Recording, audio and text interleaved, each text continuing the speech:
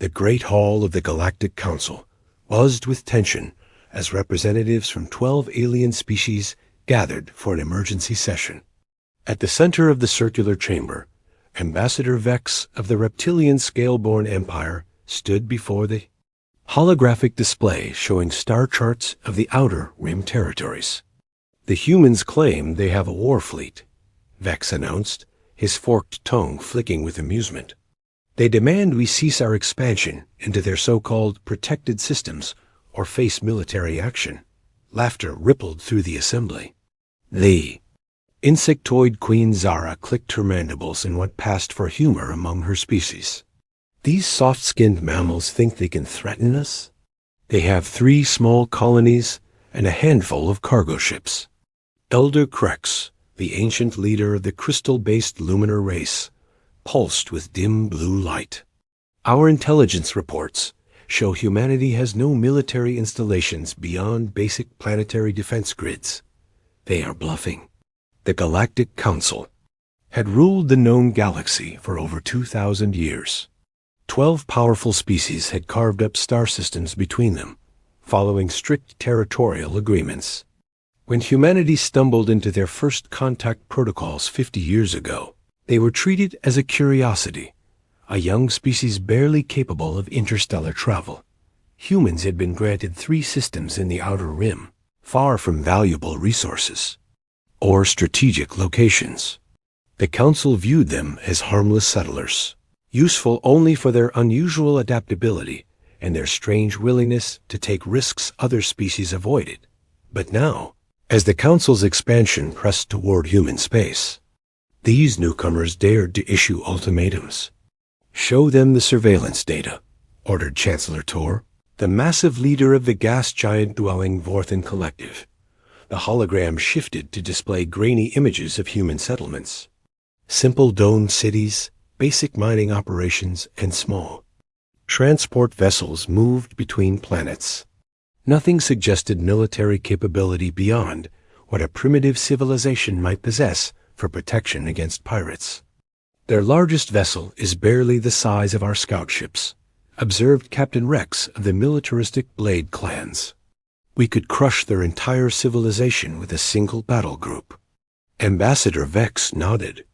The humans spoke of ancient protocols and sleeping fleets. They claimed their ancestors prepared for this day. Pure fantasy, obviously. The Council had seen this before. Young species often invented mythical protectors or hidden strengths when faced with superior forces. The Trillans had claimed their planet-destroying weapons. The Nethrans insisted they had allies from other dimensions. All proved to be desperate lies when pressed. What exactly did the human delegation say? Asked Queen Zara, her compound eyes glittering with predatory interest. Vex consulted his datapad. "They warned us that humanity's true nature has been hidden. Something about a warrior heritage and fleets that sleep between the stars. Their ambassador, a male called Jack, claimed we had 10 standard days to withdraw from the disputed systems." More laughter filled the chamber. The idea that humans possessed hidden military might struck the assembled aliens as absurd. They had studied human history through intercepted communications and cultural exchanges. Humans appeared to be traders and explorers interested in peaceful expansion and scientific discovery. 10 days, mused Elder Krex. How generous of them. Chancellor Tor's voice boomed through the chamber. "We will respond to this threat as we have all others. Admiral Gorth, prepare the 3rd Fleet for a demonstration. Destroy one of their outer colonies. Make it clear what happens to species that overreach." Admiral Gorth of the Scaleborn military straightened his battle-scarred frame. "It shall be done, Chancellor." "Shall we offer them terms of surrender first?" "No," Vex interjected. "Let them learn through fire. After we break their spirit, they will accept client status under our protection. Their colonies have rare mineral deposits that would serve the Empire well." The Council voted unanimously. Humanity's bluff would be called with overwhelming force. The 3rd Fleet, consisting of 47 warships, including 3 dreadnoughts, would jump to human space and deliver a crushing blow. As the session concluded, the alien representatives dispersed to their quarters, confident in their decision. None noticed the small monitoring device attached to the chamber's main console, a device that had been transmitting everything to a relay station in neutral space. The human delegation had departed the council station 3 days earlier, but they had not left empty-handed. Ambassador Jack's parting words echoed in the surveillance recording. "We tried diplomacy first. Remember that." In the depths of space, far beyond the Council's sensor networks, ancient systems began to stir. Signals that had waited decades started, pulsing across the galaxy. Hidden beacons activated in forgotten corners of space. The message was simple and had been prepared long ago, that children are threatened. It is time to wake up. The Galactic Council slept peacefully that night, unaware that humanity's true nature was about to reveal itself. Admiral Gorth stood on the bridge of his flagship, the Dominion's Edge, watching the hyperspace jump calculations finalize on the main display. Around him, the Third Fleet prepared for what should be a simple intimidation mission. 47 ships of various classes hung in formation, their weapons powered down but ready. "Jump in 30 seconds, announced Navigation Officer Pike, his scaled fingers dancing across the control interface. "Target system. Sol 3 colony designated New Hope." The Admiral nodded, his battle-scarred jaw set in grim satisfaction. This would be his easiest victory yet.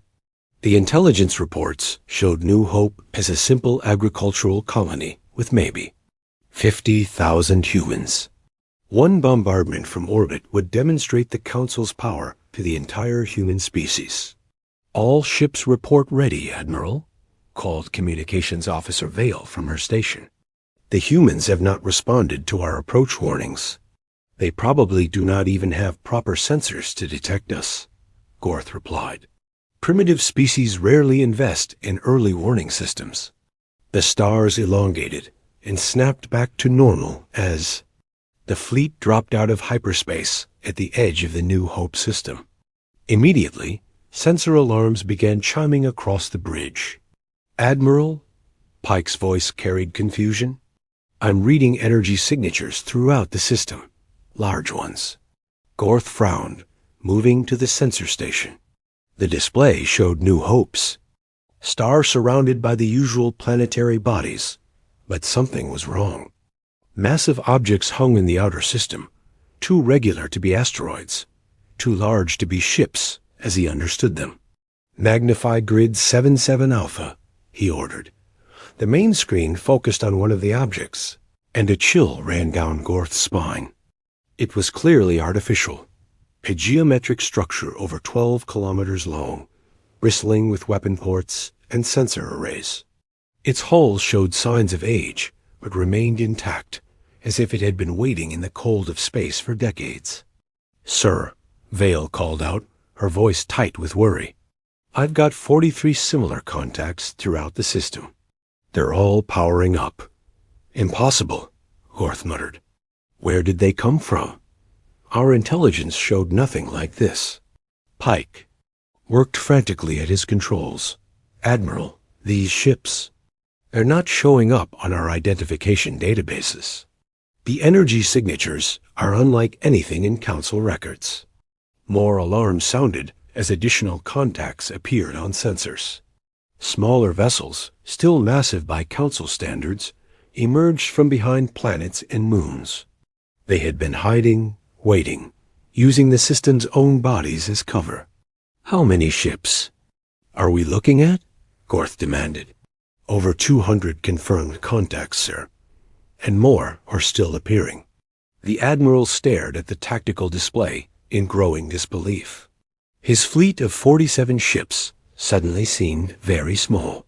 Each of the unknown vessels outmassed his largest dreadnought by a significant margin. "Get me a communication channel to the lead vessel," he ordered.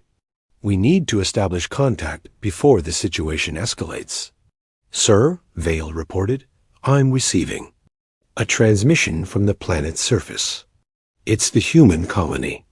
Put it through. A weathered human face appeared on the communication screen.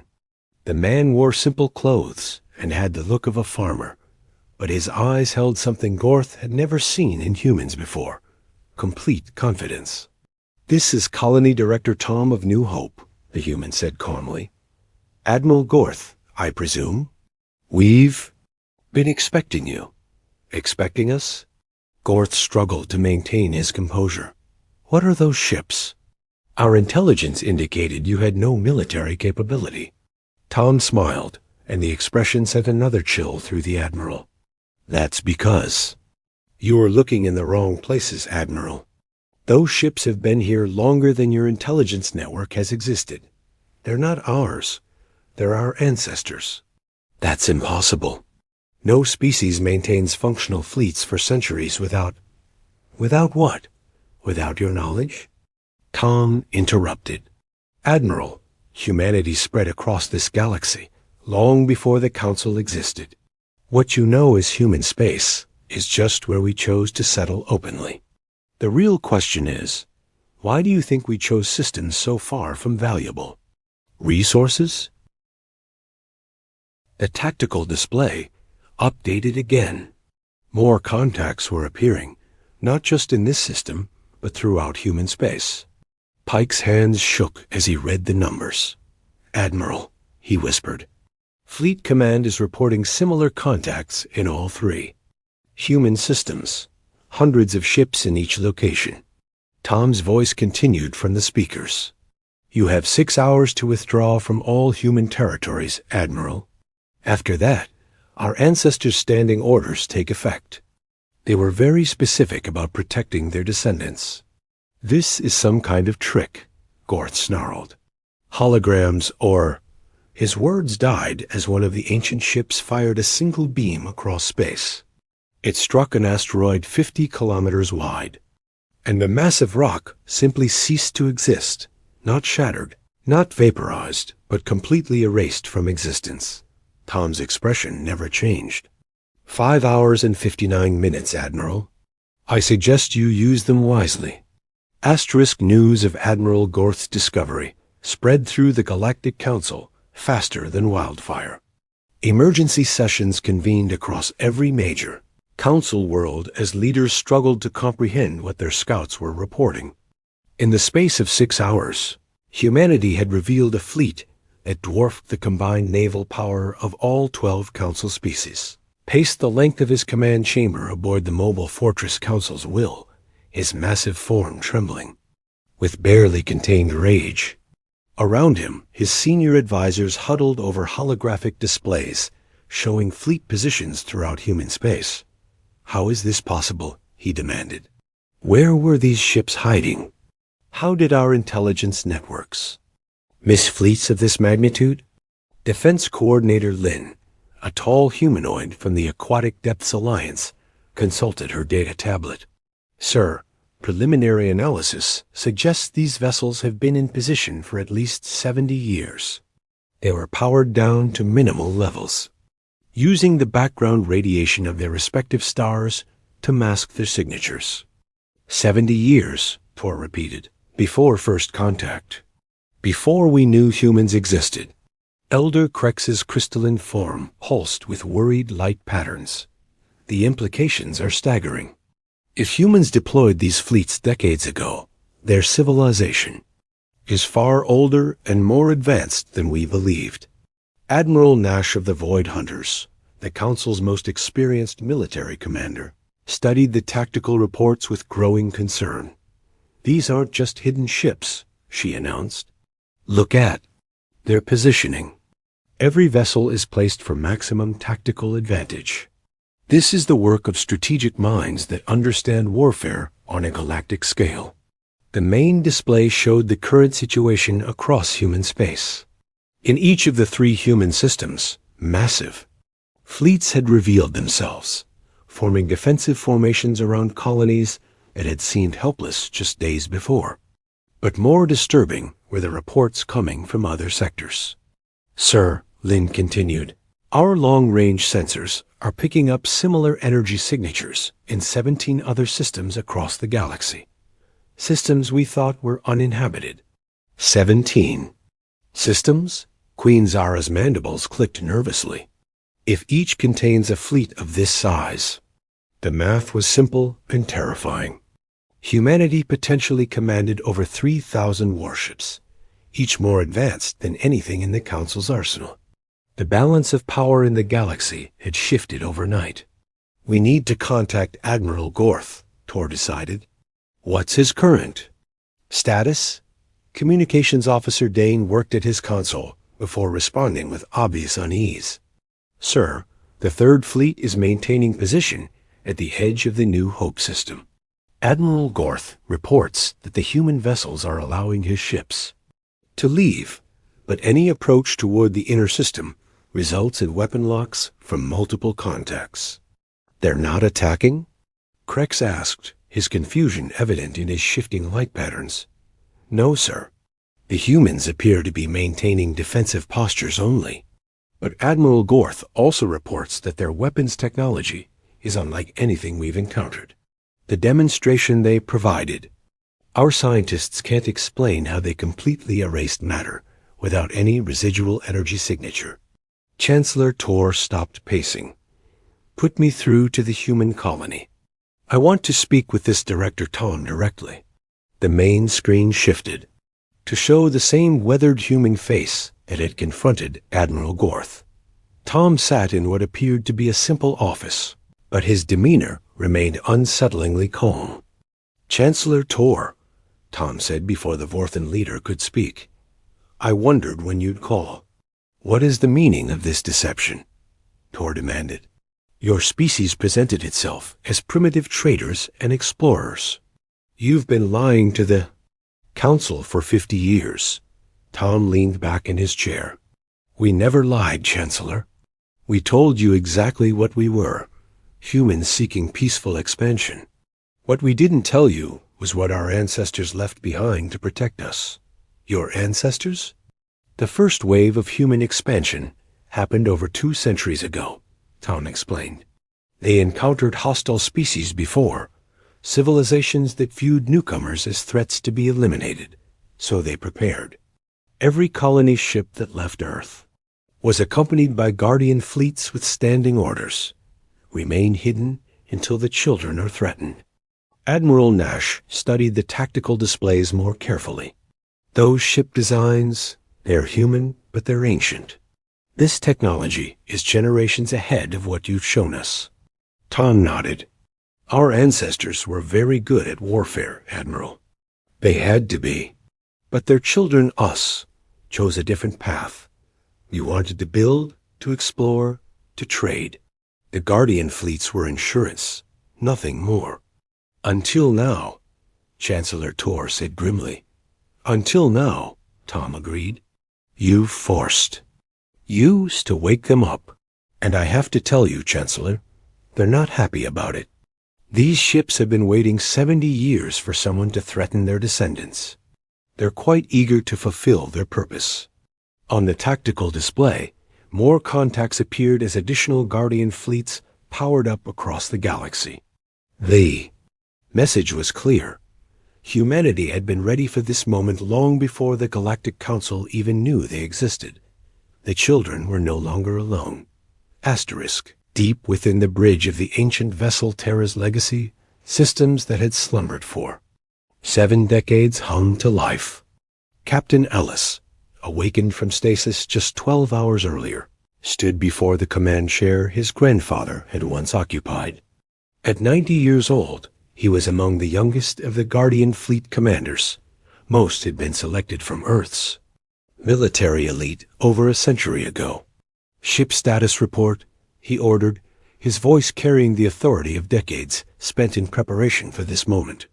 All systems operational, Captain, replied his first officer, Kate, whose own awakening from stasis showed in the slight stiffness of her movements.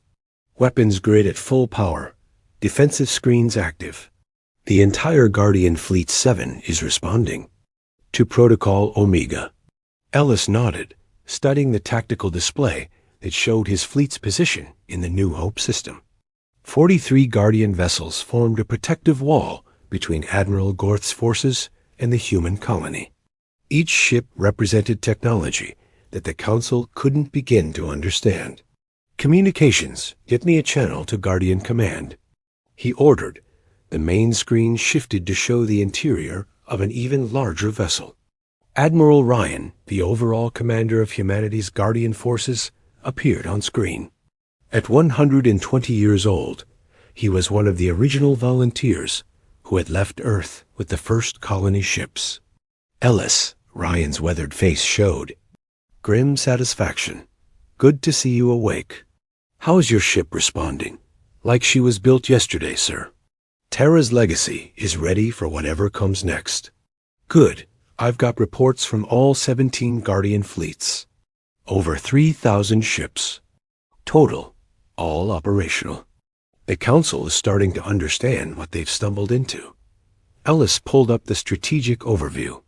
Guardian fleets had revealed themselves across human space and beyond, forming a protective network that had been planned generations ago. Each fleet was positioned to defend not just human colonies, but the trade routes and strategic positions that would be crucial in any galactic conflict. "Sir, what are our orders regarding the Council forces?" Admiral Ryan's expression hardened. "The same orders we've carried for 70 years, Captain. Protect children. If the Council withdraws from human space and agrees to our territorial demands, we return to sleep. If they persist in their expansion, ... double quotes. He didn't need to finish the sentence. Understood, sir? Any word from the colonies? Director Tom and the other colonial leaders are handling diplomatic contact. They're hoping for a peaceful resolution, but they've authorized Guardian Protocol activation. The decision is ultimately ours. The Guardian Protocol was simple in concept but devastating in execution. If humanity's colonies were threatened, the Guardian fleets would emerge from hiding and secure not just human space, but any strategic positions necessary to ensure long-term survival. This included resource-rich systems, key trade routes, and potential staging areas for future attacks. "Captain," Kate called from the tactical station, "I'm reading movement from the Council fleet. Admiral Gorth is repositioning his ships." Ellis turned to study the display. The Council forces were spreading out, trying to get better sensor readings on the Guardian vessels. It was a reasonable tactical move, but also a potentially dangerous one. "They're probing our defenses," Ellis observed, "trying to determine our capabilities. Should we respond?" Ellis considered the situation carefully. The Guardian Protocol included specific rules of engagement, refined over decades of strategic planning. Maintain defensive positions, but lock weapons on any ship that approaches within 50,000 kilometers of the colony. If they want to test us, they'll learn exactly what our ancestors built. Meanwhile, aboard Admiral Gorth's flagship, the Scale-born commander was discovering just how outmatched his forces were. Every scan of the human vessels revealed technology that shouldn't exist. Their hulls were composed of materials that absorbed sensor beams. Their weapons showed energy outputs that exceeded theoretical maximums. Their defensive systems were completely unlike anything in Council databases. "Sir," Navigation Officer Pike reported with obvious worry, "I've completed the tactical analysis. Each of those human ships could engage our entire fleet simultaneously." Admiral Gorth stared at the impossible numbers on his screen. "That can't be accurate." "I've run the calculation 17 times, sir. Their smallest vessels outgun our dreadnoughts. Their largest ... Pike swallowed hard. Their largest could probably destroy our entire homeworld." The Admiral closed his eyes, finally understanding the magnitude of humanity's deception. They hadn't been hiding their weakness. They had been hiding their strength. The question now, whether the Council would be wise enough to recognize when they had been outmaneuvered. "Get me a channel to Chancellor Tor," Gorth ordered. He needs to know what we're really facing out here.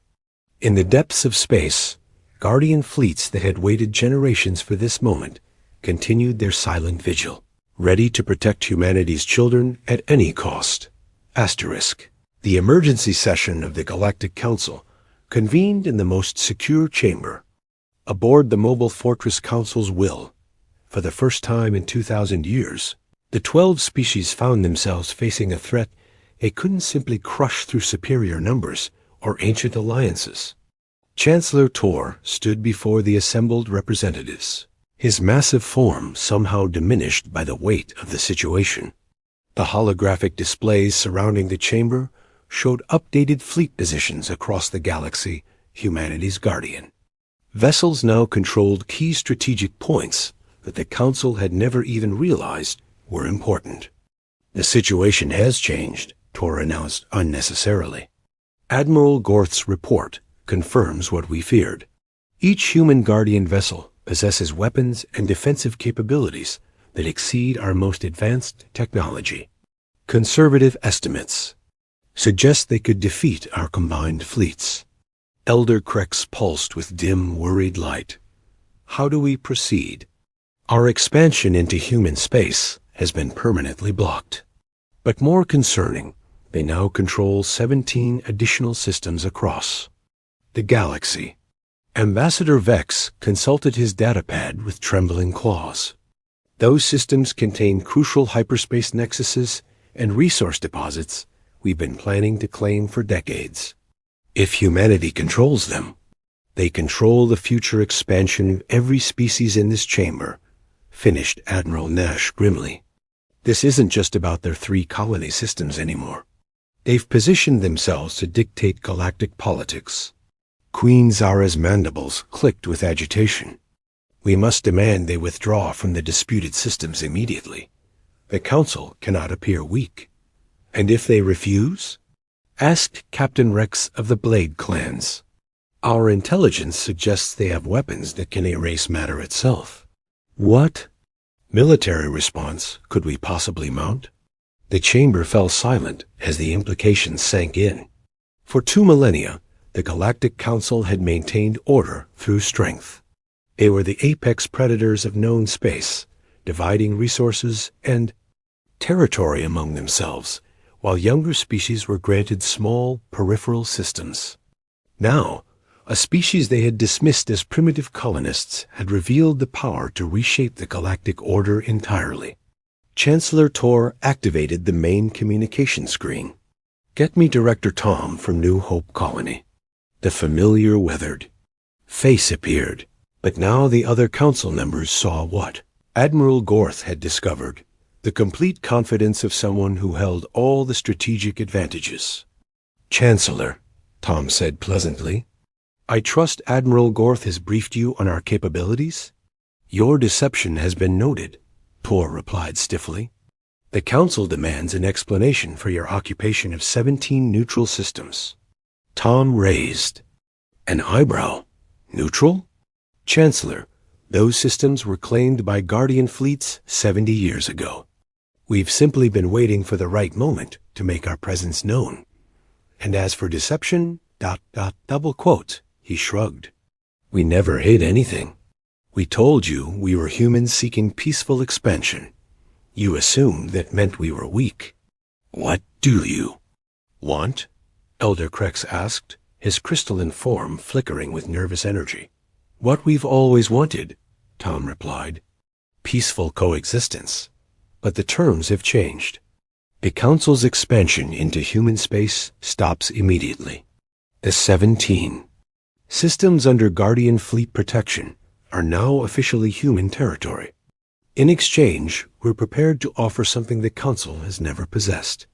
Which is, Tom smiled, protection. Our Guardian fleets don't just defend human interests, Chancellor. They defend peace. Any species that commits to non-aggressive expansion and fair trade agreements will find themselves under humanity's protection from external threats. The implications were staggering. Queen Zara leaned forward. You're offering to protect Council members from each other? Among other things. The galaxy is larger than just our 12 species plus humanity. There are threats out there that none of us have encountered yet. Our ancestors prepared for more than just territorial disputes. Admiral Nash studied the strategic displays with new understanding. You're not just revealing hidden fleets. You're revealing a complete defense network spanning half the galaxy. Our ancestors were thorough, Tom agreed. They knew that true. Security comes from strength, but also from cooperation. The Council can choose to adapt to the new reality, or you can waste resources fighting a war you cannot win. Chancellor Tor exchanged glances with the other representatives. The mathematics were simple and unavoidable. Humanity had positioned themselves as the dominant military power in the galaxy, while maintaining the appearance of peaceful colonists. They had outmaneuvered the Council completely. "What are your specific terms?" Tor asked finally. "Simple. The Council recognizes human sovereignty over our current territories, including the 17 Guardian systems. In return, we offer mutual defense agreements and technology sharing for peaceful purposes. No more expansion through conquest. No more treatment of younger species as disposable resources." The chamber buzzed with whispered conversations as the Council members realized